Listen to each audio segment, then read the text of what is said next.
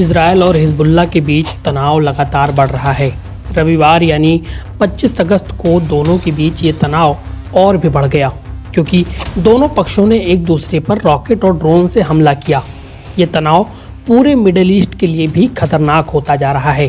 पूरा विवाद पिछले महीने इजरायल के कब्जे वाले गोलान हाइट्स पर हिजबुल्लाह की ओर से हुए रॉकेट हमले के बाद शुरू हुआ। इसके जवाब में इजरायल ने दक्षिणी बेरूत में हमला किया, जिसमें हिजबुल्लाह का टॉप कमांडर फुआद शुक्र मारा गया। ईरान के समर्थन वाले हिजबुल्लाह ने बदला लेने की कसम खाई थी। इसके बाद लगभग एक महीने से इजरायल और लेबनान के लोग एक बड़े युद्ध के लिए तैयार थे। दोनों देशों में कई उड़ानों को रद्द कर दिया गया। पश्चिमी देशों की सरकारों ने अपने अपने नागरिकों को इजरायल और लेबनान छोड़ने का आग्रह किया। 25 अगस्त की सुबह हिजबुल्लाह ने कहा कि उसने सैकड़ों ड्रोन और रॉकेट के जरिए इजरायल पर हमला किया है। हिजबुल्लाह ने दावा किया कि उसके हमले से इजरायल की प्रतिष्ठित वायु रक्षा प्रणाली ध्वस्त हो गई, जिससे इजरायली सेना के ठिकानों पर हमले के लिए रास्ता बन सका। वहीं इजरायली पीएम बेंजामिन नेतन्याहू का कहना है कि हिजबुल्लाह के सभी ड्रोन हवा में ही मार गिराए गए।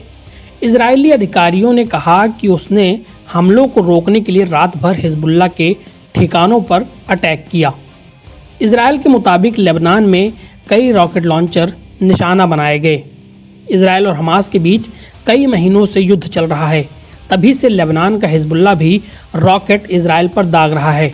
लेकिन रविवार की सुबह का हमला पिछले 11 महीने में सबसे भीषण रहा। इसके बावजूद फिलहाल अभी बड़े पैमाने पर युद्ध की संभावना नहीं है।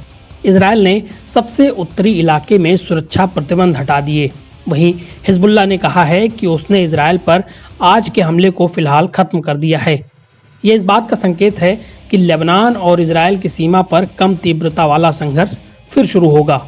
वहीं कई एक्सपर्ट्स इसे लेबनान और इजरायल के तनाव के खात्मे के तौर पर भी देखते हैं, जिसने मिडिल ईस्ट को युद्ध की कगार पर लाकर खड़ा कर दिया। हालांकि हिजबुल्लाह ने कहा है कि आगे भी हमले हो सकते हैं। ईरान में पिछले महीने हमास चीफ इस्माइल हानिया की हत्या कर दी गई थी। ईरान ने इजरायल पर आरोप लगाते हुए कसम खाई थी कि वो इसका बदला लेगा।